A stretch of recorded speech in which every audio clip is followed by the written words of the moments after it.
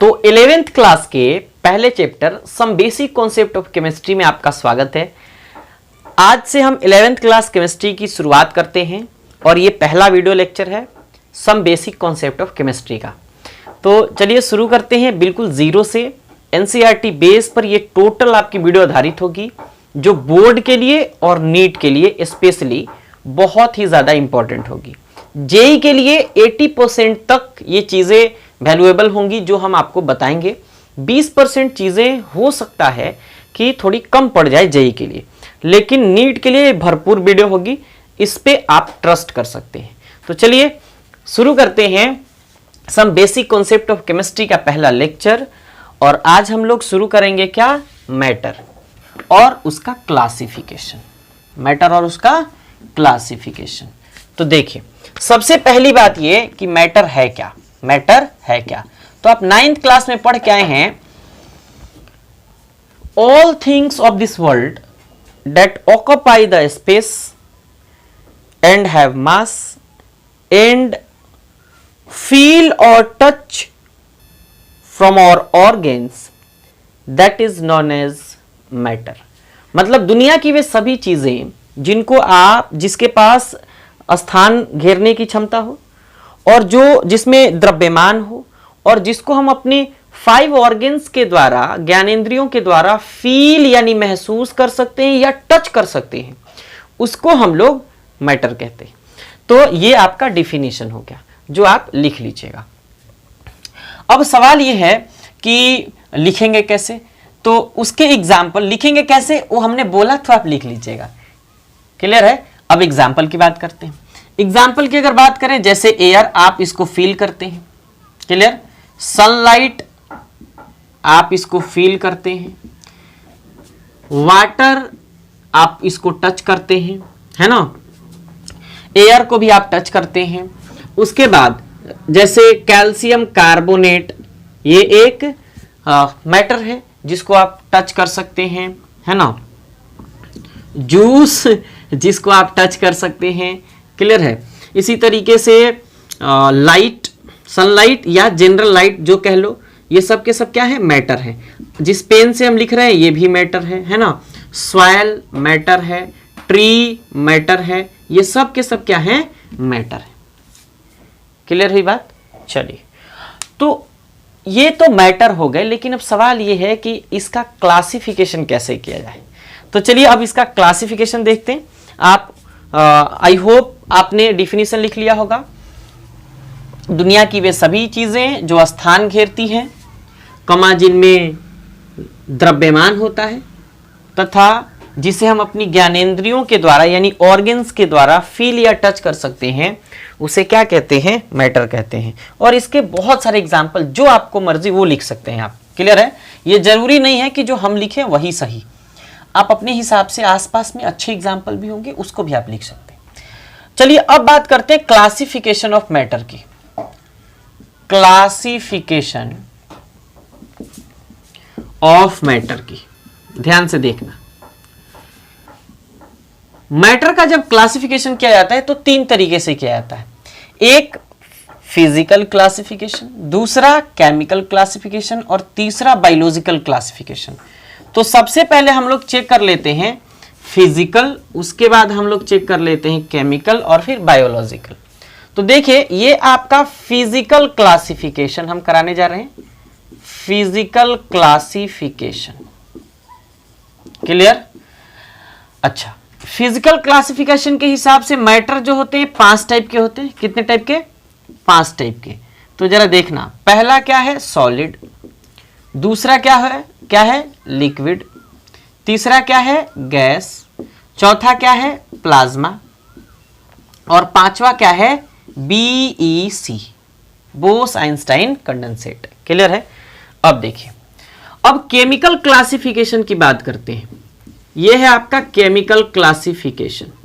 कौन सा classification, chemical classification. तो केमिकल क्लासिफिकेशन के बेस पर केमिकली चीजों को डिवाइड किया जाता है और इसमें चेक किया जाता है कि कौन सा सब्सटेंस प्योर है और कौन सा सब्सटेंस इम्प्योर है, या इम्प्योर का मतलब क्या, वह मिक्सचर है। क्या है, मिक्सचर है। बात क्लियर हो गई?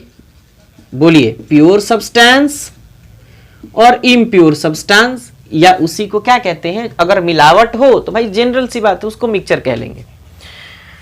अब प्योर सब्सटेंस कितने टाइप के होते हैं भाई? प्योर सब्सटेंस होते हैं दो टाइप के, एक को हम लोग एलिमेंट कहते हैं और दूसरे को हम लोग कंपाउंड कहते हैं। क्या कहते हैं? कंपाउंड कहते हैं। एक एक करके सबको डिफाइन करते हैं, पहले हम लिख लेते हैं। एलिमेंट, अब सवाल यह है कि कितने टाइप के एलिमेंट होते हैं? तीन टाइप के। कितने टाइप के? तीन टाइप के। एक मेटल, क्या मेटल, दूसरा नॉन मेटल, और तीसरा होता है आपका मेटलवाइड। मेटलवाइड का मतलब क्या? उपधातु। फिर से अब अगर कोई पूछे कि कंपाउंड कितने टाइप के, तो कहिएगा दो टाइप के। एक होते हैं ऑर्गेनिक कंपाउंड यानी कार्बनिक यौगिक, और दूसरा होता है इनऑर्गेनिक कंपाउंड। क्लियर हुई बात? इनऑर्गेनिक कंपाउंड यानी अकार्बनिक यौगिक। पुनः अगर पूछे कि ऑर्गेनिक कितने टाइप के, तो कहिएगा एलिफेटिक, एरोमेटिक। ऑर्गेनिक कितने टाइप के? दो टाइप के। क्या? एक एलिफेटिक और एक एरोमेटिक। इतनी बात क्लियर है? इनऑर्गेनिक पूछे कि कितने टाइप के, तो क्या जवाब दीजिएगा? कहिएगा तीन टाइप के। पहले को कहिएगा एसिड, दूसरे को कहिएगा बेस, और तीसरे को कहिएगा सॉल्ट। क्लियर? अच्छा, अब पूछे कि इम्प्योर और मिक्सचर कितने टाइप के, तो कहिएगा इसके कोई टाइप नहीं होते, बहुत हजारों टाइप बनाए जा सकते हैं। हजारों, कुछ भी आप मिला दीजिए मिक्सचर बन जाएगा, तो हजारों टाइप हो सकते हैं। अब केमिकल क्लासिफिकेशन के बाद बचा बायोलॉजिकल क्लासिफिकेशन। बायोलॉजिकल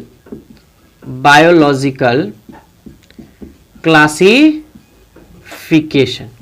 अब ये बायोलॉजिकल क्लासिफिकेशन के हिसाब से हम दुनिया की जितनी चीजें हैं उनको दो भाग में यानी दो पार्ट में क्लासिफाई करते हैं। एक बायोलॉजिकल का मतलब क्या? जिसमें जान हो और जिसमें जान नहीं हो, है ना। तो इसको हिंदी में ना जैव वर्गीकरण कहते हैं। तो जान वाला और बिना जान वाला, तो जानदार यानी लिविंग और बिना जान वाला यानी नॉन लिविंग, जिसको हिंदी में हम लोग सजीव और निर्जीव कहते हैं। तो क्या कहते हैं? एक को कहते हैं लिविंग और दूसरे को कहते हैं नॉन लिविंग। क्या कहते हैं? Non living. हिंदी में कहते हैं सजीव और दूसरे को निर्जीव। अब देखना जरा, सबसे पहले ना हम लोग सॉलिड, लिक्विड, गैस, प्लाज्मा और बीईसी अर्थात फिजिकल क्लासिफिकेशन देख लेते हैं। क्लियर हुआ? तो चलिए इनको मिटाते हैं और फिर फिजिकल क्लासिफिकेशन की बात कर लेते हैं। पहले इसको नोट करिए।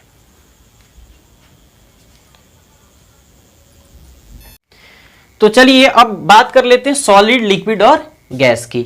आखिर ये सॉलिड, लिक्विड, गैस होते क्या हैं? ये चीजें आप 9th क्लास में पढ़ के आए हैं, तो चलिए देख लेते हैं। सॉलिड वैसे मैटर होते हैं जिनका वॉल्यूम यानी आयतन, एंड शेप यानी आकार डेफिनिट होता है, फिक्स होता है। कैसा होता है? डेफिनिट होता है। इसके कौन कौन से एग्जाम्पल लिख सकते हैं? जैसे रॉक का मतलब चट्टान, जैसे gypsum, CaSO4 2H2, plaster of Paris यानी POP, CaSO4 ½ H2O। इसी तरीके से NaCl आप लिख सकते हैं, है ना। सीमेंट लिख सकते हैं, कैल्शियम ऑक्साइड लिख सकते हैं, कैल्शियम कार्बोनेट लिख सकते हैं। बहुत सारे एग्जाम्पल हैं। लेकिन एक बात लिखिएगा कि जो लेड होते हैं, लेड का मतलब क्या? सीसा। तो सीसा भी तो सॉलिड ही दिखता है आपको, लेकिन ना ये सूडो सॉलिड होता है। लेड कैसा सॉलिड होता है? सूडो सॉलिड होता है, यानी कि ये झूठा सॉलिड होता है। बात क्लियर हो गई? इसको नोट में लिख लीजिएगा। अब ना लिक्विड की बात करते हैं, तो क्या कहेंगे? वैसे मैटर जिनका वॉल्यूम डेफिनिट लेकिन shape indefinite, but shape indefinite होते हैं, उन्हें क्या कहेंगे? लिक्विड कहेंगे। जैसे वाटर, जूस, है ना, पेट्रोलियम जैसे केरोसिन, इसके बाद पेट्रोल, डीजल, नारियल पानी, डव जिसको कहते हैं, ये सब के सब क्या है, लिक्विड होते हैं। अच्छा, गैस क्या होते हैं, वैसे मैटर जिनका वॉल्यूम एंड शेप इनडेफिनिट होते हैं। क्या होते हैं, इनडेफिनिट होते हैं, उन्हें क्या कहते हैं, गैस कहते हैं। एग्जाम्पल की अगर बात करेंगे तो क्या कहेंगे, जैसे हाइड्रोजन जो काफी फ्लेमेबल होता है, oxygen, nitrogen, carbon dioxide, fluorine, है ना, हीलियम, नियॉन और भी बहुत सारे गैस ईटीसी लिख देते हैं। क्लियर है। अब देखिए गैस और वेपर में ना बहुत लोगों को कंफ्यूजन होता है, तो हम वेपर को थोड़ा क्लियर कर देते हैं। वेपर एक थोड़ी छोटी सी एक की पॉइंट हम ऐड कर रहे हैं, देखना जरा। वेपर क्या होते हैं, वैसे मैटर जो आरटीपी पर यानी रूम टेम्परेचर एंड प्रेशर पर लिक्विड होते हैं। कैसे होते हैं, लिक्विड होते हैं। उसके गैसियस फॉर्म को यानी कि लिक्विड के गैसियस फॉर्म को, गैसियस फॉर्म यानी गैसीय रूप को क्या कहा जाता है, वेपर कहा जाता है। क्या कहा जाता है, वेपर कहा जाता है। जैसे एग्जाम्पल की अगर बात करेंगे तो हमारे पास अगर वाटर है, अगर इसको चेक किया जाए आरटीपी पर, एक कमरे के ताप पर रखा जाए 27 डिग्री सेल्सियस या 25 डिग्री सेल्सियस और 760 mmHg पर, तो पानी कैसा होता है, लिक्विड होता है। अगर उसको गर्म करेंगे तो गैस बनना शुरू हो जाएगा, लेकिन वो आमतौर पर ना वेपर होता है। क्या होता है, वेपर होता है। क्लियर। अच्छा, इसी तरीके से अगर अल्कोहल की बात करेंगे तो अल्कोहल जो होता है आरटीपी पर लिक्विड स्टेट में पाया जाता है, लेकिन अगर गर्म करेंगे तो उसका गैसियस फॉर्म क्या कहलाएगा, वेपर कहलाएगा। इतनी बात क्लियर है। चलिए, तो पहले आप इसको नोट करिए और इसको हम थोड़ा सा मिटाएंगे, या चलिए रहने देते हैं, आप देखते रहिए। अभी वेपर के बाद अब हम लोग देखेंगे कैरेक्टरिस्टिक्स, यानी कि सॉलिड, लिक्विड और गैस का कैरेक्टरिस्टिक्स यानी गुण। क्या क्या गुण होते हैं इसके, वो फिजिकल प्रॉपर्टी के बेस पर। अब चलना जरा देखना, इधर हम ना 3 डायग्राम बना रहे हैं। कितने डायग्राम, 3 डायग्राम, एक, ये 2 और ये 3। क्लियर है। एक छोटा हो गया, इसको थोड़ा सा बड़ा बना लेते हैं। 3 डायग्राम हमने बनाया। ये 3 बर्तन है, एक सॉलिड के बर्तन, दूसरा लिक्विड का बर्तन और तीसरा गैस का बर्तन। क्लियर है।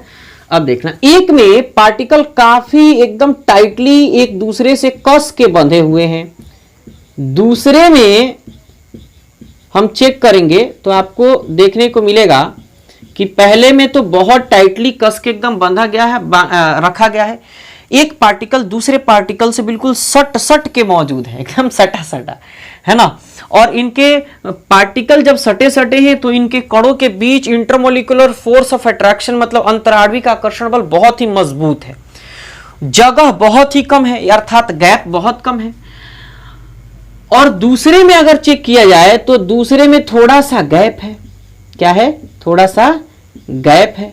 और अगर तीसरे में चेक किया जाए तो तीसरे में तो भाई साहब बहुत गैप है। अब वही हमने सारा प्रॉपर्टी लिखा है, कैरेक्टरिस्टिक्स इसका लिखा है। क्या है जरा देखते हैं। सबसे पहले हमने लिखा इंटरमोलिकुलर फोर्स ऑफ अट्रैक्शन। देखिए इंटरमोलिकुलर फोर्स ऑफ अट्रैक्शन का मतलब होता है कि 2 मॉलिक्यूल के बीच लगने वाले बल यानी फोर्स, या उसी को अट्रैक्शन फोर्स भी आप कह सकते हैं। तो सॉलिड के पार्टिकल बहुत ही पास हैं, तो ऐसे टाइटली बंधा हुआ है, इसका मतलब क्या कि फोर्स ऑफ अट्रैक्शन बहुत ज्यादा है। लिक्विड के पार्टिकल थोड़ा सा दूर हैं तो हो सकता है थोड़ा सा कमजोर हो, और गैस के बहुत दूर हैं तो बहुत ही कमजोर है। तो अब जरा सुनिए, कोई पूछे आपसे कि इंटरमोलिकुलर फोर्स ऑफ अट्रैक्शन सबसे ज्यादा किस मैटर में होता है, तो कहिएगा सॉलिड में। अब पूछे भाई क्यों, तो कहिएगा उनके पार्टिकल, उनके मॉलिक्यूल, उनके अणु बहुत ही पास सटे क्लोजली पैक होते हैं, एकदम पास एकदम पैक। जैसे ट्रेन का आप डिब्बा देखे हो जनरल वाला, समझ रहे हैं, ट्रेन का डिब्बा जनरल वाला, तब पता चलेगा आपको। अब देखिए सॉलिड, ये लिक्विड, उसमें तो पेशाब करने का भी जगह नहीं रहता है। अगर पैर ऐसे रखिएगा तो ऐसे ही रहिएगा, उसमें कोई भी गुंजाइश नहीं है, जैसे है वैसे ही रहिए।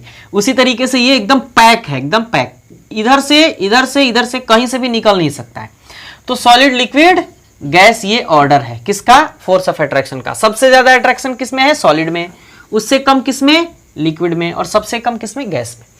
अब देखिए इंटरमोलिकुलर स्पेस की बात कर रहे हैं, दो मॉलिक्यूल के बीच का स्पेस। देखिए जरा, इसमें इतना है और इसी स्पेस को ना वॉइड कहा जाता है। इसी स्पेस को क्या कहा जाता है, वॉइड कहा जाता है। यहां हमने लिखा है, यहां देखिए स्पेस थोड़ा ज्यादा है और यहां सबसे ज्यादा है, तो वॉइड सबसे ज्यादा किसमें है, गैस में। सबसे ज्यादा किसमें है, गैस में। अच्छा, गैस के बाद अगर पूछा जाए तो स्पेस सबसे ज्यादा किसमें है, लिक्विड में, और सबसे कम स्पेस किसमें है, सॉलिड के मॉलिक्यूल के बीच। क्लियर, आगे बढ़ते हैं।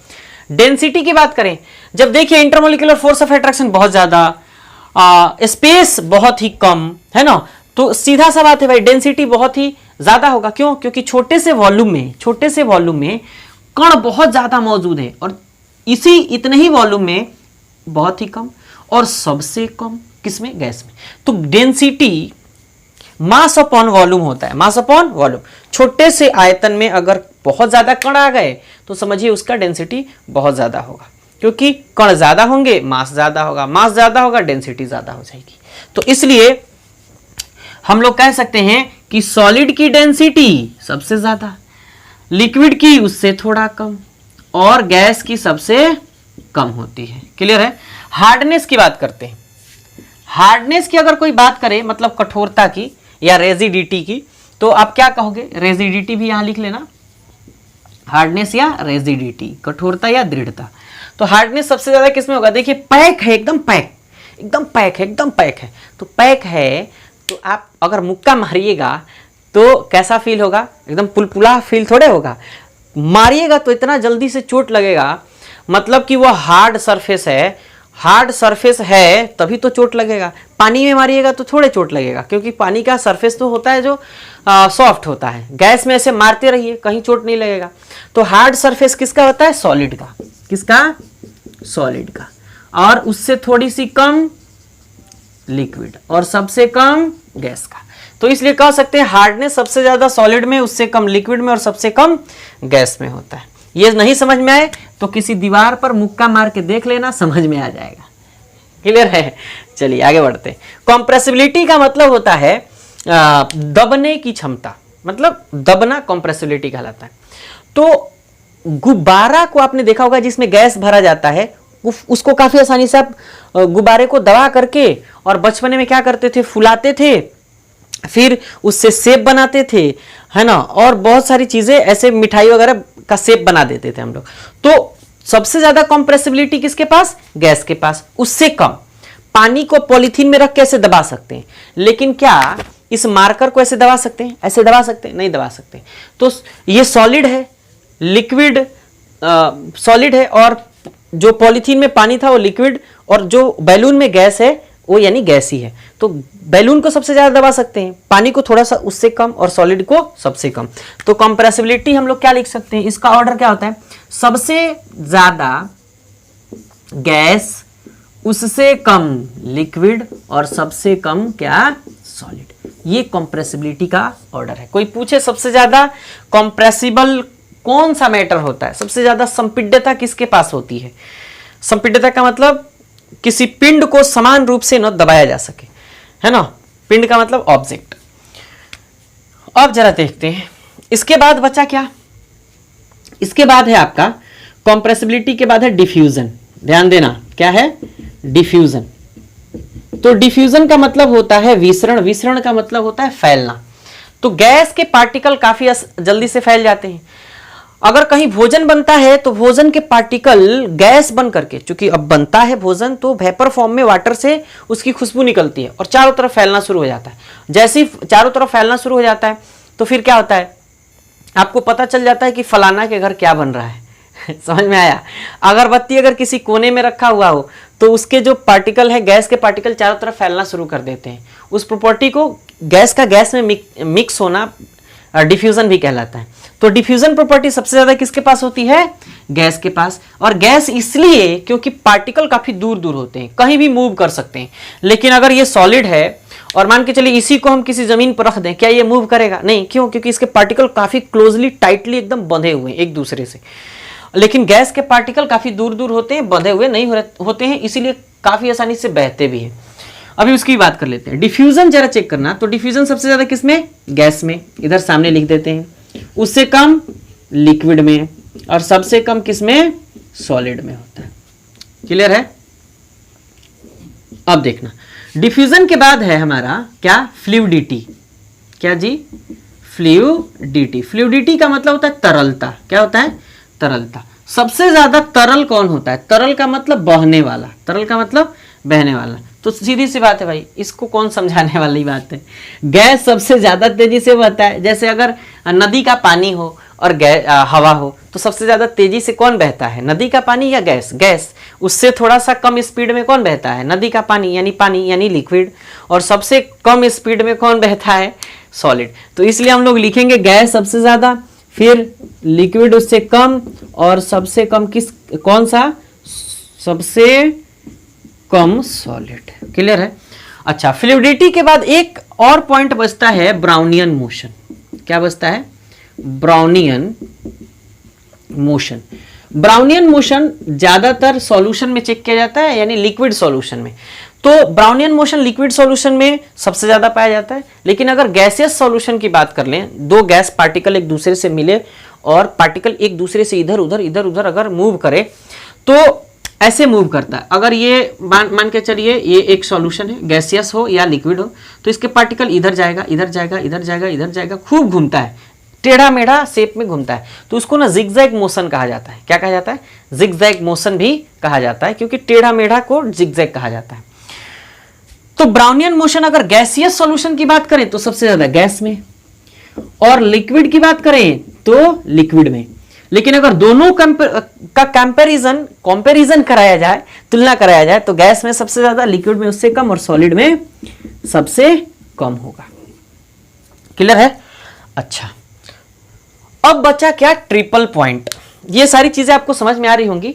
तो चलिए एक काम करिए, पहले इसको लिख लीजिए, और लिखने के बाद आपको हम ट्रिपल पॉइंट की बात कर लेते हैं। क्यों? क्योंकि सॉलिड, लिक्विड, गैस को एक दूसरे में कन्वर्ट किया जा सकता है, टेम्परेचर बढ़ा करके और प्रेशर बढ़ा करके, या प्रेशर कम करके भी और टेम्परेचर कम करके भी। बात क्लियर हो गई? तो चलिए पहले आप इसको नोट कर लीजिए, और फिर हम उसकी बात कर लेते हैं। तो चलिए अब ट्रिपल पॉइंट की बात करते हैं। देखिए जरा, ट्रिपल पॉइंट क्या होता है? एक दूसरे को, यानी सॉलिड, लिक्विड, गैस को एक दूसरे में कन्वर्ट करने का ये पॉइंट है, यानी टेम्परेचर आप कह लो। तो 3 है, सॉलिड, लिक्विड, गैस, इसलिए इसको ट्रिपल कहा जाता है।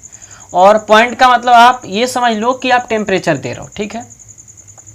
और उसमें 3 पॉइंट है, सॉलिड है, लिक्विड है और गैस है। तो 3 फेज हैं, इसलिए उनको ट्रिपल पॉइंट कहते हैं। अब एक बात बताइए, अगर आपके पास सॉलिड है और इसको आपने खूब गर्म किया, क्या किया? हीट किया। अगर आपने इसको हीट किया तो ये सॉलिड लिक्विड में चेंज हो जाता है, और इस लिक्विड को पुनः आपने हीट किया तो ये गैस में चेंज हो जाता है।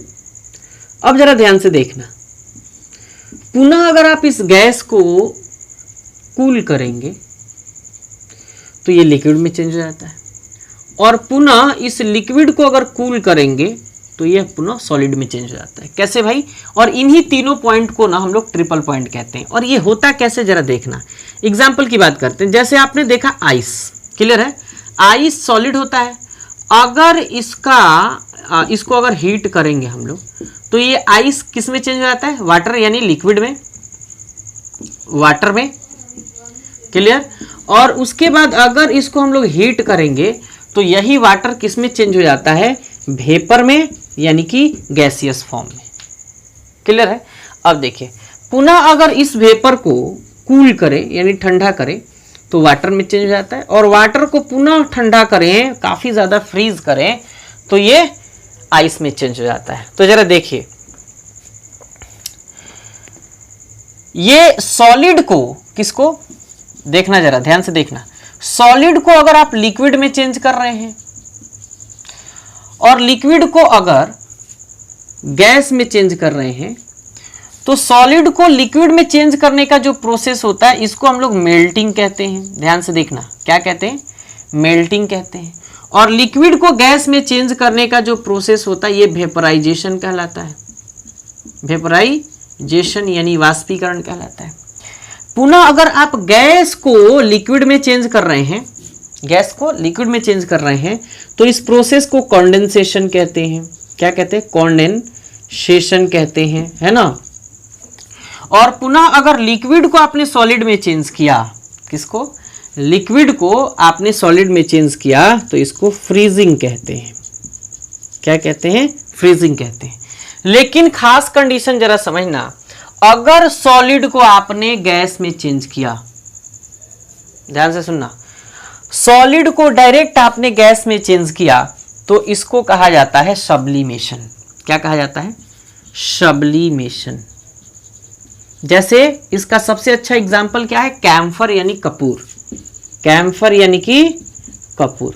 कैम्फर को हीट करते हैं, जैसे आरती वगैरह में आपने देखा होगा, पूजा आरती में, तो उसमें कैम्फर को जलाया जाता है, उसका लिक्विड फॉर्म बनता नहीं है, वो जल करके और उड़ जाता है। तो ये अब कैम्फर किस में चेंज हो जाता है?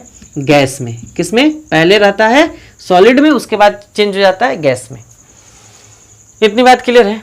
अब देखिए, सॉलिड को आपने गैस में चेंज कर लिया। अगर कोई आए और कहे कि गैस को हमको सॉलिड में चेंज करना है, गैस को हमको सॉलिड में चेंज करना है, तो गैस को जैसे आप सॉलिड में चेंज करने जाइएगा, तो इसका एग्जाम्पल आप समझिए। अगर वेपर है और वेपर को चाहते हैं कि डायरेक्ट आइस में चेंज कर लें, किसमें? तो ये थोड़ा सा इम्पॉसिबल है, थोड़ा सा इम्पॉसिबल है। क्लियर है? अब देखिए, अगर कोई आए और ये सारे प्रोसेस तो हो गए, तो कोई आएगा ही नहीं अब ठीक है, तो ये ट्रिपल पॉइंट है। अब बात करते हैं हम लोग प्लाज्मा की। देखना जरा प्लाज्मा की, ये ट्रिपल पॉइंट है जिसमें सॉलिड लिक्विड में चेंज हो जाता है, लिक्विड गैस में चेंज हो जाता है, पुनः गैस लिक्विड में और लिक्विड सॉलिड में।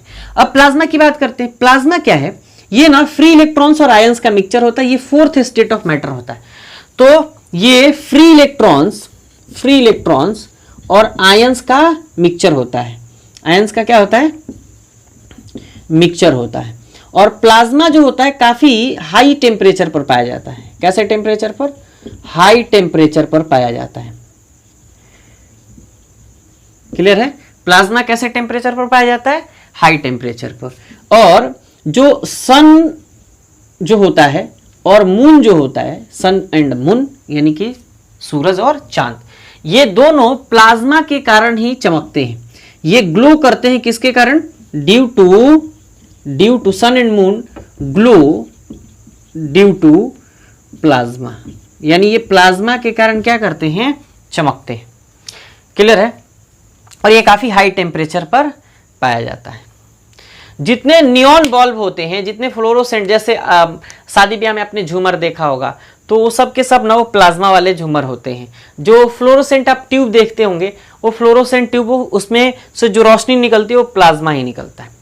क्लियर हुई बात? और हमेशा ये ना आयोनाइज्ड होते हैं। कैसे होते हैं? आयोनाइज्ड। और इनको ना इनॉट गैस के एटमॉस्फेयर में बनाया जाता है।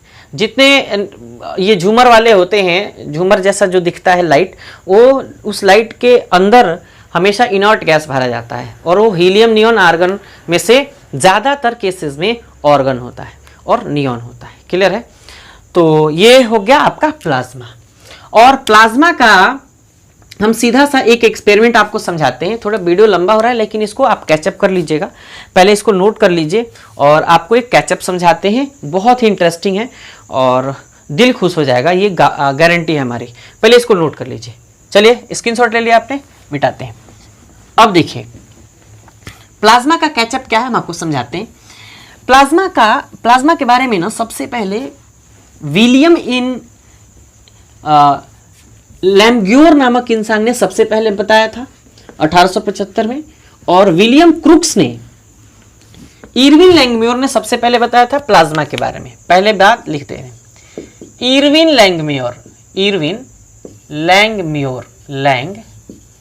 लैंगम्योर ने सबसे पहले 1875 में प्लाज्मा के बारे में बताया, और उसने क्या कहा?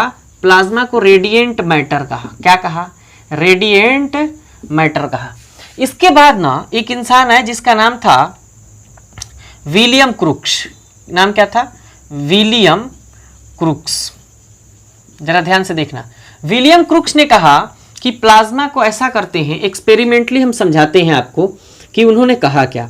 उन्होंने क्या किया, एक ऐसे ट्यूब बनाया, ट्यूब बना करके और फिर क्या किया, ऐसे एक ट्यूब बना दिया, क्लियर है? अच्छा, और फिर यहां एक प्लग बना दिया और बैटरी यहां बना दिया और इसको जोड़ दिया, ठीक है? इसको क्या किया, जोड़ दिया, ये माइनस ये प्लस। किससे जोड़ दिया? बैटरी से। अब जैसे बैटरी से जोड़ा तो यहां उन्होंने क्या किया, 6 छिद्र रखा। कितना छिद्र? 6। तो ये 1, ये 2, ये 3, ये 4, ये 5 और इधर रखते हैं 6। अब देखना, इसमें ना इनर्ट गैस रखा। कौन सा गैस? Inert gas. कोई भी आप इनर्ट गैस रख सकते हैं। इनर्ट गैस रखा, विद्युत धारा प्रवाहित किया तो इससे जो पार्टिकल थे इनर्ट गैस के, ये चारों तरफ से निकलने शुरू हो गए। तो निकलेंगे किससे? जिधर से छिद्र होंगे उधर से, तो ये इधर से निकलने शुरू हो गए। ध्यान से देखना, निकलने शुरू हो गए। तो इन पार्टिकल्स का नाम, यानी रेडिएशन का नाम, विलियम क्रुक्स ने इस ट्यूब का नाम क्रुक्स ट्यूब रखा था। क्या रखा था? क्रुक्स ट्यूब रखा था। और इस पार्टिकल का नाम उन्होंने क्या रखा? पहले का नाम पाई रखा। नाम क्या रखा? पाई, ठीक है? अच्छा, एक ऐसा करते हैं, यहां लिखते हैं पाई। दूसरे का नाम उन्होंने सिग्मा रखा। नाम क्या रखा? सिग्मा। ध्यान से देखना। तीसरे का नाम उन्होंने क्या रखा? अब इधर लिखते चले जाते हैं, आप थोड़ा बड़ा डायग्राम बना लीजिएगा। तीसरे का नाम पहले का नाम सिग्मा रखा, पाई रखा। दूसरे का नाम सिग्मा रखा नहीं, दूसरे का नाम ना उन्होंने लैम्डा रखा। क्या रखा? लैम्डा। तो ये है लैम्डा, ठीक है? तीसरे का नाम अल्फा रखा। तीसरे का नाम क्या रखा? अल्फा रखा। तो अल्फा को हम लोग कैसे लिखते हैं? ALPHA, ठीक है? चौथे का नाम उन्होंने सिग्मा रखा। क्या रखा? सिग्मा रखा। तो ऐसे सिग्मा लिखते हैं, ठीक है? पांचवे का नाम उन्होंने म्यू रखा। क्या रखा? म्यू। तो म्यू को कैसे लिखते हैं? ऐसे लिखते हैं। और उसके बाद बचा क्या? उसके बाद क्या बचा? लास्ट वाला का नाम उन्होंने रखा अल्फा। तो ये अल्फा, और इसको ऐसे अल्फा हमने लिख दिया। उन्होंने जब नाम देना शुरू किया तो इनके इरविन लैंगम्योर साहब का रेडिएंट मैटर नाम उनको भाया नहीं। कहा कि भाई ये काफी ज्यादा ग्लो करता है, इसलिए ना इसका नाम कुछ और रखना पड़ेगा। तो पाई से उन्होंने, देखना ध्यान से, पाई, फिर इधर लिखते हैं पाई, लैम्डा, ये सब के सब उनके रेडिएशन के नाम थे। फिर अल्फा, फिर सिग्मा, फिर म्यू, फिर ये भी छोटा पड़ गया। ऐसा करते हैं, इनको मिटाते हैं, यहां लिखते हैं पाई, फिर क्या है? लैम्डा, फिर क्या है? अल्फा, फिर क्या है? सिग्मा, फिर क्या है? म्यू, फिर क्या है? अल्फा। तो जरा चेक करना, इनका नाम जब दिया किसका? प्लाज्मा का, तो उन्होंने देखा कि प्लाज्मा का नाम देते समय देखा कि भाई जितने रेडिएशन है ना उनका पहला लेटर निकाल लेते हैं। तो यहां से पाई से पी निकाला, लैम्डा से एल निकाला, अल्फा से ए निकाला, सिग्मा से एस निकाला, म्यू से एम निकाला और अल्फा से ए निकाला। तो ये सब के सब जब उसने मिलाए, यानी उन्होंने जब मिलाया तो सबको जोड़ा तो यहां बन गया प्लाज्मा। और ये काफी इंटरेस्टिंग कहानी है किसका? विलियम क्रुक्स का। क्यों? क्रुक्स ट्यूब एक्सपेरिमेंट की मदद से उन्होंने ये नाम बताया था। इतनी बात क्लियर है। अब बात करते हैं किसकी? बीईसी की। किसकी? बीईसी की। देखिए बीईसी को ना सुपर कूल्ड सॉलिड स्टेट कहा जाता है। सुपर कूल्ड सॉलिड स्टेट कहा जाता है। क्यों भाई सॉलिड स्टेट? क्यों? क्योंकि ना बीईसी को काफी कम ताप पर ठंडा करने पर यह प्राप्त होता है। बीईसी को काफी कम ताप पर ठंडा करने पर यह प्राप्त होता है। और बीईसी ये गैस के पार्टिकल होते हैं जो सॉलिड स्टेट में पाए जाते हैं, काफी ठंडा करने के कारण। और देखिए ठंडा जब किया जाता है, ठंडा जब किया जाता है तो ठंडा करने के प्रोसेस को, किसी गैस को जब ठंडा किया जाता है तो उस प्रोसेस को क्या कहते हैं? कंडेंसेशन। क्या कहते हैं? कंडेंसेशन। तो जब ठंडा किया जाता है तो इसलिए इनका जो नाम है सी, ये कंडेंसेशन से निकल के आया है कंडेंसेट, कंडेंसेट। और ई जो है ये निकल के आया है आइंस्टीन के नाम से। क्यों? क्योंकि इसको प्रिडिक्ट करने में आइंस्टीन का भी बड़ा योगदान है। और इसके बाद बी आया है सत्येंद्रनाथ बोस के नाम से। तो ये बोस आइंस्टाइन कंडेंसेट इस बीसी का नाम है, जो पदार्थ की यानी कि मैटर का फिफ्थ स्टेट है। कौन सा स्टेट? Fifth state. तो चलिए ये इतना बहुत है। और अब बताइए आपको ये वीडियो कैसा लगा, इसको स्क्रीनशॉट लीजिए पहले और फिर आगे बताइए आपको ये वीडियो टोटली कैसा लगा। वीडियो थोड़ी लंबी है लेकिन इंटरेस्टिंग है, बहुत ज़्यादा इसमें नॉलेज है। आप वीडियो को पूरा वॉच की अगर कर लिए तो आप ईमानदारी से बताइएगा कि आपको ये टोटली वीडियो कैसा लगा। क्लियर है? अगर अच्छा लगे तो फिर लाइक करिए, अपने दोस्तों के साथ शेयर करिए और बताइए कि अब इस चैनल पे आपको 11th क्लास की पूरी केमिस्ट्री मिलने वाली है। क्लियर है? तो चलिए मिलते हैं नेक्स्ट वीडियो में। वीडियो देखने के लिए आपका बहुत बहुत शुक्रिया। अगर चैनल पे पहली बार आए हो तो चैनल को सब्सक्राइब करके बेल आइकन को जरूर प्रेस करिएगा। चलिए मिलते हैं नेक्स्ट वीडियो में। बहुत बहुत शुक्रिया।